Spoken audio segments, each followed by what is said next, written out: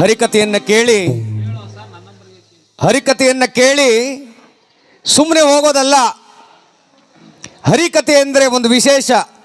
ಏನು? ಗೀತಗಾಯನ, ಸತ್ತವರ ಬಗ್ಗೆ ನುಡಿ ಹಾಡೋದು ಅಂದರೆ ತಾಯಿ ತಂದೆಯರ ಸ್ಮರಣೆ ಮಾಡಿಕೊಳ್ಳುವಂಥದ್ದು. ತಾಯಿ ತಂದೆಯರನ್ನ ನಿಜವಾಗ್ಲೂ ಸ್ಮರಣೆ ಮಾಡಿಕೊಳ್ಳುವಂಥದ್ದು. ಕಾಲ ಕೆಟ್ಟೋಗ್ತಾ ಇದೆ ಇವತ್ತು. ಕೃಷ್ಣಪ್ಪನವರು ಅಂತ ಹಿರಿಯರಿದ್ದಾರೆ, ಲಿಂಗೇಗೌಡರಿದ್ದಾರೆ, ಎಂತೆಂಥ ಹಿರಿಯರಿದ್ದಾರೆ. ಕಾಲ ದಿನೇ ದಿನೇ ದಿನೇ ದಿನೇ ದಿನೇ ವಿಷಮವಾಗ್ತಾ ಇದೆ. ನೋಡಿ, ಮೊದಲು ತಪ್ಪೇನಿನ ಮೇಲೆ ಕೂತ್ಕೊ ಊಟ ಮಾಡ್ತಿದ್ರು. ಯಾವ ರೋಗ ರುಜಿನ ಬರ್ತಿರ್ಲಿಲ್ಲ, ಮನುಷ್ಯ ಶುದ್ಧವಾಗಿತ್ತು ಅಲ್ವಾ ಸ್ವಾಮಿ? ತಪ್ಪೇನೆಲದ ಮೇಲೆ ಕೂತ್ಕೊ ಊಟ ಮಾಡುವಾಗ ಮನಸ್ಸು ವಿಶಾಲವಾಗಿತ್ತು, ಯಾವುದೇ ರೋಗ ರುಜಿನಗಳು ಬರ್ತಿರ್ಲಿಲ್ಲ. ಇವತ್ತು ಟೈಲ್ಸು, ಮೊಸಾಯಿಕು, ಎಂತೆಂಥ ಗಾರೆಗಳು ಬಂದಿದೆ. ಮನಸ್ಸಲ್ಲಿ ನೆಮ್ಮದಿ ಇಲ್ಲ, ಆರೋಗ್ಯ ಕೈಗೆ ಸಿಗ್ತಾ ಇಲ್ಲ. ಅವತ್ತು ರಾಗಿ ಮುದ್ದೆ, ಹುಳ್ಳಿಕಾಳು ಸಾರು ತಿಂದು 100 ವರ್ಷ ಸುಖವಾಗಿ ಬದುಕ್ತಿದ್ರು. ಇವತ್ತು ಮನೆಯಲ್ಲಿ, ಅಡುಗೆ ಮನೆಯಲ್ಲಿ ಮೌನ ವಾರಿಸಿದೆ. ಅಡುಗೆ ಮನೆಯಲ್ಲಿ ಅಡಿಗೆಯ ಶಬ್ದಗಳು ಬರ್ತಾ ಇಲ್ಲ, ಅಡಿಗೆಯ ಘಮಘಮ ಬರ್ತಾ ಇಲ್ಲ. ಫೋನ್ ಮಾಡಿದ್ರೆ ಹೋಟ್ಲಿಂದ ತರಿಸ್ಕೊಂಡು ತಿನ್ನುವಂಥ ಪ್ರಮೇಯಕ್ಕೆ ನಾವು ಬಂದಿದ್ದೀವಿ. ಇವತ್ತು ಆಸ್ಪತ್ರೆ, ಅವತ್ತು 15 ಕಿಲೋಮೀಟ್ರಿಗೊಂದು ಕ್ಲಿನಿಕ್ ಇರ್ತಿತ್ತು, 15 ಕಿಲೋಮೀಟ್ರಿಗೆ ಆಸ್ಪತ್ರೆ ಇರ್ತಿತ್ತು. ಯಾಕೆಂದರೆ ಅವತ್ತೆಲ್ಲ ಆರೋಗ್ಯವಂತರಾಗಿದ್ದರು, ಅದಕ್ಕೆ ಸ್ವಲ್ಪ ಆಸ್ಪತ್ರೆಗಳು ಕಮ್ಮಿ ಇದ್ದು. ಈಗ ಮನೆ ಮನೆಗೂ ಆಸ್ಪತ್ರೆ, ಮನೆ ಮನೆಯಲ್ಲೂ ಆಸ್ಪತ್ರೆ. ರೋಗ ಜಾಸ್ತಿ ಆಗ್ತಾ ಹೋಗ್ತಾ ಇದೆ ಅಲ್ವಪ್ಪ? ರೋಗ ಜಾಸ್ತಿ ಆಗ್ತಾ ಇದೆ. ನೆಂಟರಿಷ್ಟ್ರು ಬಂದರೆ ಬಾಗಿಲಿಗೆ ಬಂದ ತಕ್ಷಣ ಕಾಲಿಗೆ ನೀರು ಕೊಟ್ಟು, ಕೈಗೆ ನೀರು ಕೊಟ್ಟು, ಒರೆಸ್ಕೊಳ್ಳೋಕೆ ಟವಲ್ ಕೊಟ್ಟು, ಚಾಪೆ ಹಾಸಿ ಕೂರಿಸಿ, ಅವ್ವ ಚೆನ್ನಾಗಿದ್ದರಿಯಾ, ಮಕ್ಕಳು ಚೆನ್ನಾಗಿದ್ದಾರಾ, ಬೆಳೆಗಳೆಲ್ಲ ಚೆನ್ನಾಗಿದ್ದಾವ ಅಂತ ಅವತ್ತಿನ ಕಾಲದಲ್ಲಿ ಸಂಬಂಧಗಳನ್ನು ಬೆಸೆಯುವಂಥ ಪ್ರಯತ್ನ ಮಾಡ್ತಾ ಇದ್ರು. ಈಗ ಹಂಗಿಲ್ಲ. ನೆಂಟರು ಯಾರಾದರೂ ಬಂದರೆ ಮಕ್ಕಳು ರೂಮ್ ಒಳಗೆ ಹೋಗಿ ಬಾಗಿಲು ಹಾಕೊಂಡು ಮೊಬೈಲ್ ನೋಡ್ತಾ ಕೂತ್ಕೋತಾರೆ. ಇಲ್ಲಿ ಇರಿ ಮನೆ ಅಂತ ಆ ಮನೆಯ ಆ ಹೆಂಗಸು ವಾ ಎಷ್ಟೊತ್ತಿಗೆ ಹೋದ್ರೆ ಕಾಣಲ್ಲವ ಅಂತ ಮನಸ್ಸೊಳಗೆ ಕೊರ್ತಾ ಇರುವಂಥ ಕೆಟ್ಟ ಮನಸ್ಥಿತಿಗೆ ನಾವೆಲ್ಲ ಬಂದಿದ್ದೀವಿ ಅಲ್ವಾ? ಇವತ್ತು ಸಂಬಂಧಗಳಿಗೆ ಬೆಲೆ ಇಲ್ಲ. ತಾಯಿ ತಂದೆಗಳ, ಅವತ್ತು ದಾರಿಲಿ ಏನಾದರೂ ಅಂಗಡಿ ತಾವು ಕೂತ್ಕೊಬಿಟ್ರೆ ಮಗ ಅಪ್ಪ ಏನಾದರೂ ಅತ್ತಿಂದ ಬತ್ತು ಅಂದರೆ ಮಕ್ಕಳು ಎದ್ದು ಓಡೋಯ್ತಿದ್ರು, ನಮ್ಮ ಅಪ್ಪ ತಂದ್ಬಿಟ್ಟನಪ್ಪ ಅಂತ ಅಲ್ವಾ? ಈಗ ಕಾಲ ಮೇಲೆ ಕಾಲು ಹಾಕೊಂಡು ಬಿಡಿಸಿ ಎತ್ತ ಕೂತ್ಕೋತಾರೆ. ನೋಡಿ, ಜೋಗಪ್ಪ ಹೇಳ್ತಾವ್ರೆ. ಮೊನ್ನೆ ಒಂದು ನೋಡಿರ್ಬೋದು ನೀವು ಟಿ ವಿ, ಮೊಬೈಲ್ನಲ್ಲಿ, ನಾನು ಯೂಟ್ಯೂಬ್ನಲ್ಲಿ ನೋಡಿ ನಿಮ್ಗೆ ಗೊತ್ತಾಗುತ್ತೆ. ಒಬ್ಬ ತಾಯಿಗೆ ಮಗ ಕಣ್ಣೆಲ್ಲ ಊದ್ಕೊಳ್ಳೋ ಮಟ್ಟಿಗೆ ಕೈ ಕಾಲೆಲ್ಲ ಮುರಿದಾಕಿ ಹೊಡೆದು, ಯಾತಕ್ಕೋಸ್ಕರವಾಗಿ ಆ ತಾಯಿ ಮನೇಲಿ ಇರಬೇಡ, ಹೋಗು ಹೋಗು ಹೋಗು ಹೋಗು ಅಂತ ಹೊಡೆದು ಅವಳ ಕಣ್ಣೆಲ್ಲ ಊದಿಸ್ಬಿಟ್ಟಿದ್ದಾನೆ. ಕಾಲೆಲ್ಲ ಒದಿತಾ ಇದ್ದಾನೆ. ಆ ತಾಯಿ ಯಾರು ಇಲ್ಲ ಬಿಡಿಸ್ಕೊಳ್ಳೋಕೆ, ಗುಳೋ ಅಂತ ಅಳ್ತಿದೆ ಆ ಮುದಿ ಜೀವ. 80 ವರ್ಷದ ತಾಯಿ ಎಲ್ಲಿಗೂ ಹೋಗ್ತಾಳಪ್ಪ ಅವಳು? ಮಕ್ಕಳಾದವರು ಒಂದು ತುತ್ತು ಅನ್ನ ಹಾಕೋ ಯೋಗ್ಯತೆ ನಮಗಿಲ್ಲ ಅಂದರೆ ಈ ಜಗತ್ತಿನಲ್ಲಿ ಇನ್ನೇನಪ್ಪ ಯೋಗ್ಯತೆ ನಮಗಿದೆ? ಒಡೆದು ಒಡೆದು ಒಡೆದು ಒಡೆದು ಕಣ್ಣೆಲ್ಲ ಊದಿಸಿದ್ದಾನೆ, ಕೈ ಕಾಲೆಲ್ಲ ಮುರಿದು ಹಾಕಿದ್ದಾನೆ.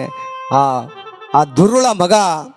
ಜನಗಳೆಲ್ಲ ಬಂದು ಕೇಳ್ತಾ ಇದ್ದಾರೆ, ಯಾಕಪ್ಪ ನಿನ್ನ ತಾಯಿಗೆ ಹಿಂಗೆ ಹೊಡಿತಾ ಇದೀಯ ಅಂದರೆ, ನಮ್ಮವನಿಗೆ ನಾನು ಹೆಂಗಾರ ಹೊಡ್ಕತ್ತೀನಿ, ನೀವು ಕೇಳೋಕೆ ಯಾರು ಒಂದ? ಊರವರೆಲ್ಲ ಸೇರಿ ಅವನಿಗೆ ಚೆನ್ನಾಗಿ ಬಿಡಿದ್ರು ಏಟ. ತಾಯಿ ಹೊಡ್ಕೋಬೋದಪ್ಪ, ಈ ಪ್ರಪಂಚದಲ್ಲಿ ಸಂವಿಧಾನ ಅಂತ ಒಂದಿದೆ.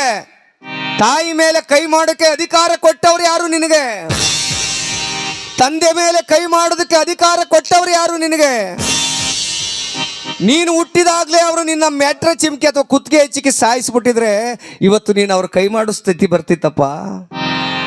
ಆ ಎಮ್ಮ ಕೇಳ್ಕೊಂಡಿದ್ದೇನೋ, ಒಂದು ತನ್ನ ಮಲಗೋಕಂದಷ್ಟು ಜಾಗ ಅದನ್ನೂ ಬೇಡ ಅಂತೀಯಲ್ಲ ನೀನು. ಯಾತಕ್ಕೆ ಕಳಿಸ್ತಾ ಇದೀಯ? ನನ್ನ ಹೆಂಡತಿಗೂ ನನಗೂ ಪ್ರೈವೇಟ್ ಇಲ್ಲ, ಮನೆ ಚಿಕ್ಕದು, ಇವಳಿದ್ರೆ ನನ್ನ ಹೆಂಡತಿ ನಾನು ನೆಮ್ಮದಿಯಾಗಿರೋಕ್ಕಾಗಲ್ಲ. ನೋಡಿ ಎಂಥ ದುರಂತ ಅಂದರೆ, ಹೆಂಡತಿ ತಾಯಿಯನ್ನ ಮನೇಲಿ ಕರ್ಕೊಂಬಂದು ಇರಿಸ್ಕೊಂಡವನೇ ಅಳಿಯ. ಎತ್ತ ತಾಯಿಯನ್ನ ಆ ಮಗ ಆಚೆಗೆ ತಳ್ತಾ ಇದ್ದಾನೆ. ಇದೊಂದು ದುರಂತವೇ ಸರಿ ಎಂದರೆ ನಾವೆಲ್ಲ ಬುದ್ಧಿ ಕಲಿಬೇಕು. ಮಕ್ಕಳಾದವರು ತಂದೆ ತಾಯಿಗಳ ಬಗ್ಗೆ ಗಮನ ಹರಿಸಿ ಅವರಿಗೆ ಗೌರವ ತೋರಿ, ತಂದೆ ತಾಯಿಗಳೇ ದೇವರು ಅಂತ ನಂಬಿ ಸಾವಿರಾರು ದೇವಸ್ಥಾನಗಳ ಸುತ್ತಿದ್ರು ನಿಮಗೆ ಫಲ ಸಿಗುತ್ತೋ ಇಲ್ಲೋ ಗೊತ್ತಿಲ್ಲ. ತಾಯಿ ತಂದೆಯರ ಪಾದವನ್ನು ಒಮ್ಮೆ ಮುಟ್ಟಿ ಅವ್ರ ಬರಿಗಾಲಲ್ಲಿ ನಡೀತಾ ಇದ್ರೆ ಅವ್ರಿಗೊಂದು ಜೊತೆ ಚಪ್ಪಲಿ ತಂದು ಕೊಡಿ. ಬಟ್ಟೆ ಹರಿದೋಗಿದ್ರೆ ಅವ್ರಿಗೊಂದು ಬಟ್ಟೆ ಹಾಕ್ಸ್ಕೊಡಿ. ಒತ್ತೊತ್ತಿಗೆ ಒಂದು ತುತ್ತು ಅನ್ನ ಕೊಡಿ. 1000 ದೇವರುಗಳು ವರ ಕೊಡುವಷ್ಟು ಪುಣ್ಯವನ್ನು ಕೊಡ್ತಾನೆ ನನ್ನಪ್ಪ. ಏನಂತೀರಪ್ಪ? ಸರಿ ಅಂದರೆ ಒಂದು ಚಪ್ಪಾಳೆಯನ್ನು ಜೋರಾಗಿ ನೀಡ್ಬೋದು ದಯಮಾಡಿ ಎಲ್ಲರೂ ಕೂಡ. ತಾಯಿಗಿಂತ ಮಿಗಿಲಾದ ದೇವರಿಲ್ಲ, ತಂದೆಗಿಂತ ಮಿಗಿಲಾದ ಗುರುವಿಲ್ಲ, ದಾನ ಧರ್ಮಕ್ಕೆ ಮಿಗಿಲಾದಂಥ ಸ್ನೇಹಿತನಿಲ್ಲ. ಅದಕ್ಕೆ ಹೇಳ್ತಾರೆ, ದುಡ್ಡು ಕೊಟ್ಟರೆ ಬೇಕಾದ್ದು ಸಿಗುತ್ತೈತೆ ಕಣೋ ತಮ್ಮ. ಈ ಜಗತ್ತಿನಲ್ಲಿ ಎತ್ತ ತಾಯಿ ತಂದೆಯರನ್ನ ಕಳ್ಕೊಂಡ್ರೆ ಇನ್ಯಾವತ್ತೂ ಸಿಗೋದಿಲ್ಲಪ್ಪ. ಅಪ್ಪ ಅವ್ವ ಅಪ್ಪನ್ನ ಕೀಳಾಗಿ ಕಾಣಬೇಡಿ ಕಣ್ರೋ, ಅವ್ರ ಆಶೀರ್ವಾದವನ್ನ ಪಡ್ಕೊಳ್ರೋ, ನಿಮಗೆ ಜೀವನ ಸರಿ ಹೋಗ್ತದೆ.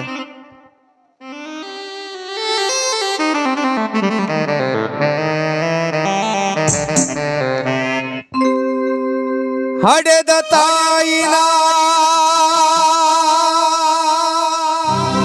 ಒಡೆದು ಬೈಬೇಡ, ನರಕ ತಪ್ಪೋದಿಲ್ಲ.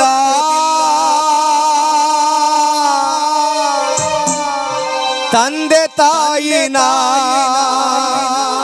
ಬ್ಯಾರೆ ಇಡಬೇಡ, ದೇವರೊಪ್ಪೋದಿಲ್ಲ. ನಿಮ್ಮ ದೇವರೊಪ್ಪೋದಿಲ್ಲ.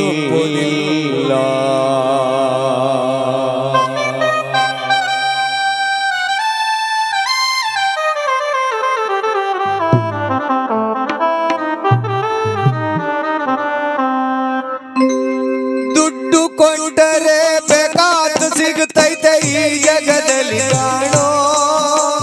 ತಂದೆ ತಾಯಿಯ ಕಳಕೊಂಡ ಮ್ಯಾಲೆ ಮತ್ತೆ ಸಿಗುವರೇನೋ, ಅಣ್ಣ ಮರಳಿ ಬರುವರೇನೋ, ತಮ್ಮ ಮರಳಿ ಸಿಗುವರೇನೋ. ದುಡ್ಡು ಕೊಟ್ಟರೆ ಬೇಕಾದ ಸಿಗುತ್ತೈತೆ ಈ ಜಗದಲ್ಲಿ ಕಾಣೋ. ತಂದೆ ತಾಯಿಯ ಕಳಕೊಂಡ ಮ್ಯಾಲೆ ಮತ್ತೆ ಸಿಗುವರೇನೋ, ಅಣ್ಣ ಮರಳಿ ಬರುವರೇನೋ, ತಮ್ಮ ಮರಳಿ ಸಿಗುವರೇನೋ.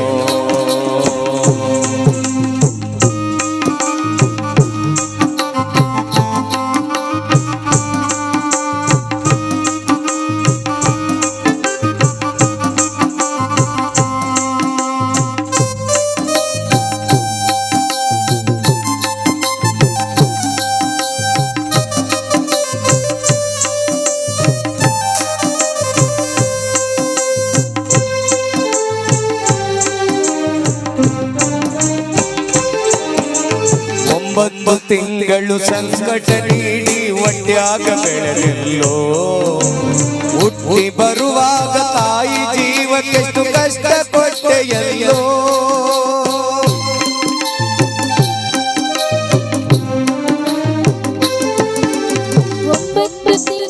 ಸಂಕಟ ನೀಡಿ ಹೊಟ್ಯಾಗ ಬೆಳೆದೆಲ್ಲೋ, ಹುಟ್ಟಿ ಬರುವಾಗ ತಾಯಿ ಜೀವಕ್ಕೆಷ್ಟು ಕಷ್ಟ ಕೊಟ್ಟೆಯಲ್ಲೋ. ತಾನು ಸೊರಗಿ ನಿನ್ನ ಕೋಣ ಬೆಳೆಸಿದಂಗ ಬೆಳೆಸಿ ಬಿಟ್ಟಳಲ್ಲೋ. ಅಯ್ಯೋ ಶಿವನೇ ಅವ್ವ,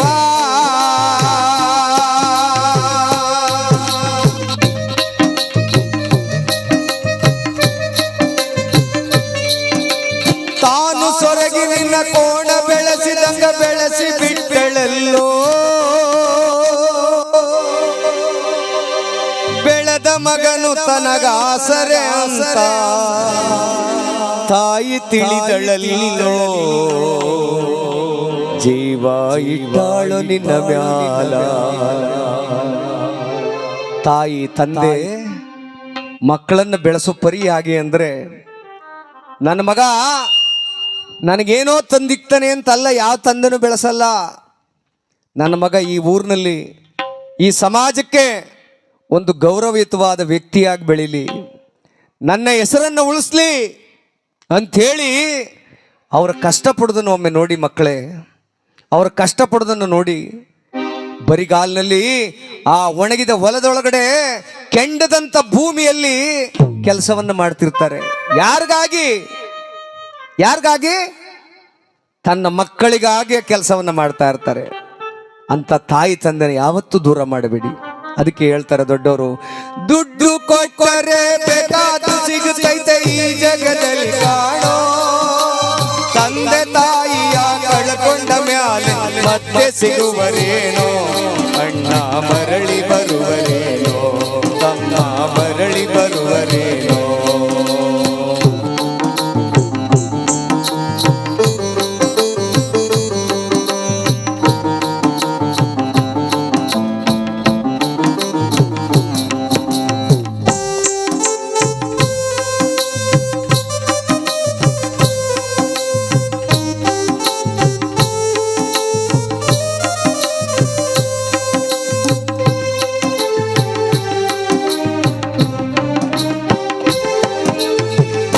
ನಾಲಿ ಮಾಡಿ ಶಾಲೆ ಕಳಿಸಿದಳು ಜಾಣ ಆಗಲಂತ, ಚಿನ್ನದಂತ ಒಂದು ಹೆಣ್ಣ ತಂದಾಳು ನಿನ್ನ ಮದುವಿಗಂತ.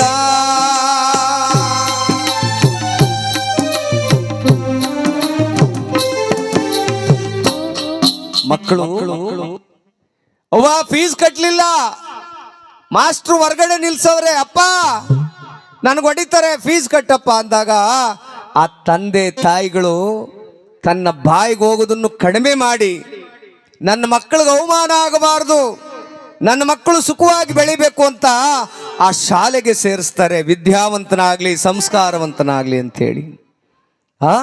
ಕೂಲಿ ನಾಲಿ ಮಾಡಿ ಶಾಲೆ ಕಳಿಸಿದಳು ಜಾಣ ಆಗಲಂತ, ಚಿನ್ನದಂತ ಒಂದು ಹೆಣ್ಣ ತಂದಾಳು ನಿನ್ನ ಮದುವಿಗಂತ. ಸಾಲ ಸೂಲ ಮಾಡಿ ಮದುವೆ ಮಾಡಿದ ಬಳ್ಳಿಯ ಬಲಂತ, ಸಾಲ ಸೂಲ ಮಾಡಿ ಮದುವೆ ಮಾಡಿದ ಬಳ್ಳಿಯ ಬಲಂತ. ಮುಪ್ಪಿನ ತಾಯಿ ಏನೇನ ಕನಸ ಕಟ್ಟಿಕೊಂಡು ಕುಳಿತಿತ್ತ, ಕನಸು ಕನಸಾಗೆ ಹೋಯ್ತ, ಕನಸು ಕನಸಾಗೆ ಹೋಯ್ತ. ದುಡ್ಡು ಕೊಟ್ಟರೆ ಬೇಕಾದ ಸಿಗುತ್ತೈತೆ ಈ ಜಗದಲ್ಲಿ ಕಾಣೋ,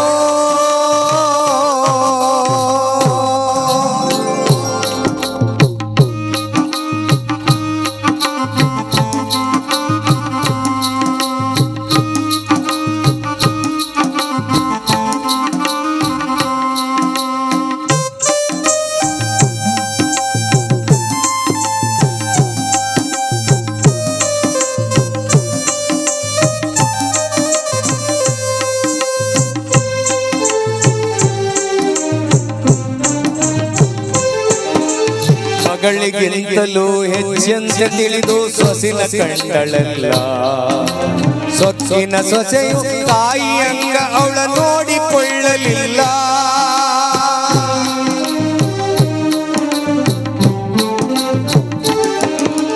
ಮಗಳಿಗಿಂತಲೂ ಹೆಚ್ಚೆಂತ ತಿಳಿದು ಸೊಸಿನ ಕಂಡಳಲ್ಲ, ಸೊಕ್ಕಿನ ಸೊಸೆಯು ತಾಯಿಯಂಗ ಅವಳ ನೋಡಿಕೊಳ್ಳಲಿಲ್ಲ. ಉಂಡು ಬಿಟ್ಟಿರುವ ಎಂಜಲಲ್ಲವ ತಾಯಿಗ ಕೆಳಲಿಲ್ಲ. ಅಯ್ಯೋ ಶಿವನೇ ಹರನೇ,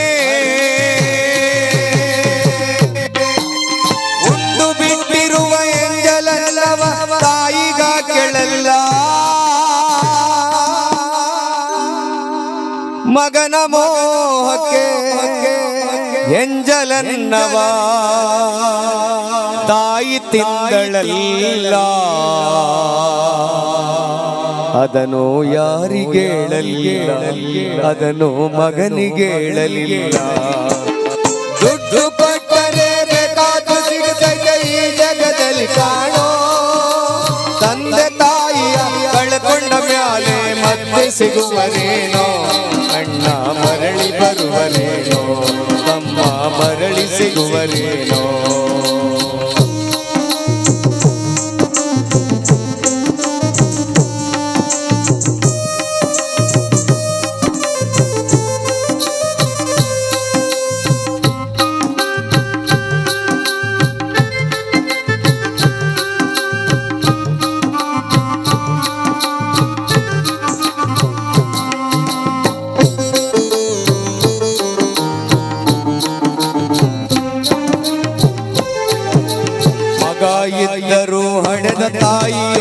ಪರದೇಶಿಯಾದಳು.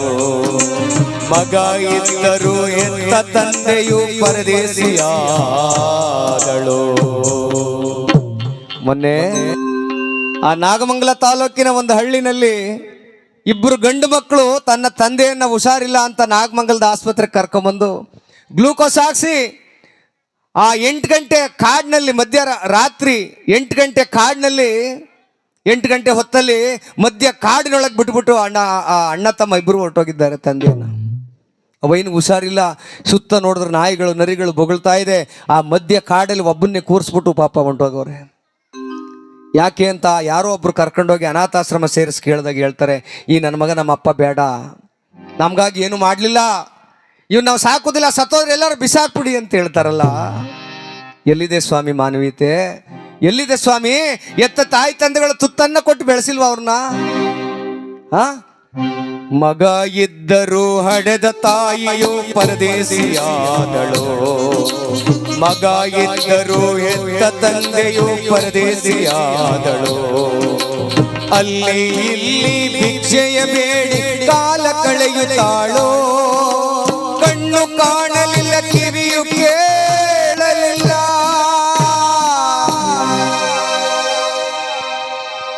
ಮಕ್ಕಳು ಎತ್ತರಕ್ಕೆ ಬೆಳೆದಿದ್ರು ಕೂಡ, ಮನೆಯಲ್ಲಿ ಮುಷ್ಟಾನ್ನ ಭೋಜನ ಉಣ್ತಾ ಇದ್ರು ಕೂಡ ಅಪ್ಪ ಅಮ್ಮ ಭಿಕ್ಷೆ ಮಾಡಿ ಬದುಕ್ತಾ ಇದ್ದಾರೆ. ಕಿವಿ ಕೇಳಿಸ್ತಾ ಇಲ್ಲ, ಕಣ್ಣು ಕಾಣಿಸ್ತಾ ಇಲ್ಲ.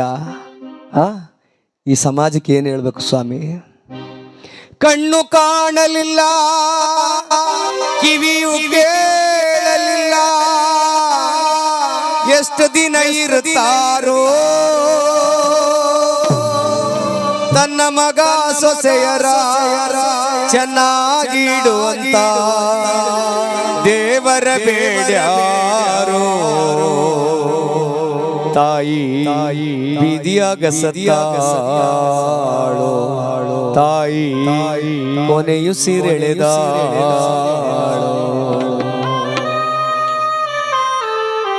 10 ದೇವರನ್ನ ಪೂಜಿಸುವುದಕ್ಕಿಂತ ಎತ್ತ ತಾಯಿ ತಂದೆಯರು ಸೇವೆ ಮಾಡದೆ ಪುಣ್ಯ. ಲಕ್ಷ್ಮೀ ರಮಣ ಗೋವಿಂದ, ಎತ್ತ ತಾಯಿ ತಂದೆಯರ ಪಾದಕ್ಕೆ ಗೋವಿಂದ.